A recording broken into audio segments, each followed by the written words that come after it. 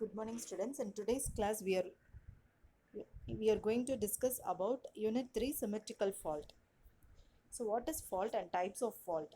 Fault analysis of the power system is required to provide informations for the selections of particular components in the power system, such as switch gear, then setting of relays, and to study about the stability of the system operation.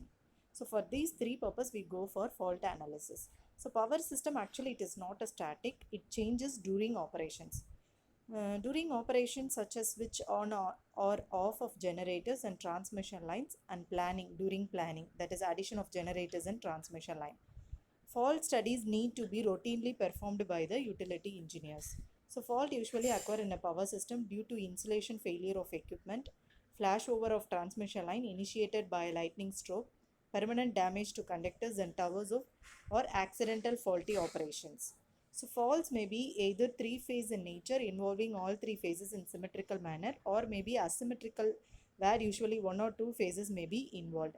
So fault may also be caused either by short circuit to earth between line conductors or by broken conductors in one or more phases. Sometimes simultaneous faults may occur involving both short circuit and open conductor faults. So this open conductor fault is otherwise called as open circuit fault. So faults are divided into two types, symmetrical or balanced fault, unsymmetrical or unbalanced fault.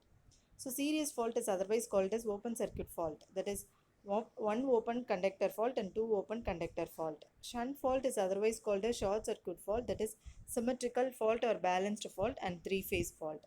So unsymmetrical fault or unbalanced fault means that is line to ground fault, line to line fault, double line to ground fault. So three-phase fault is a condition where either all the three phases of the systems are short-circuited to each other or all the three phases of the systems are earthed.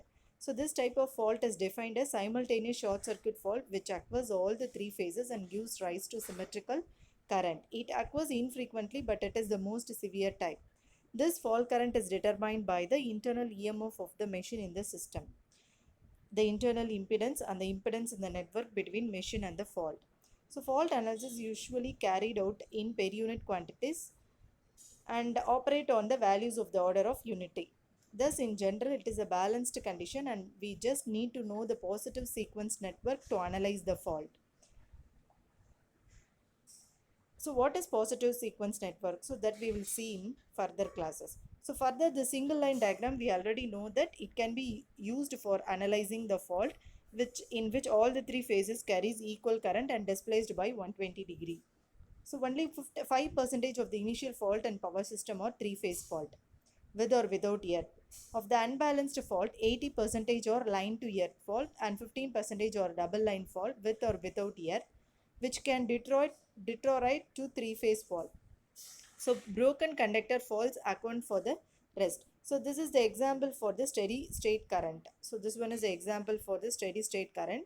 So here this diagram shows that there is no disturbances and it is a pure sinusoidal waveform. So this is the example for steady state current.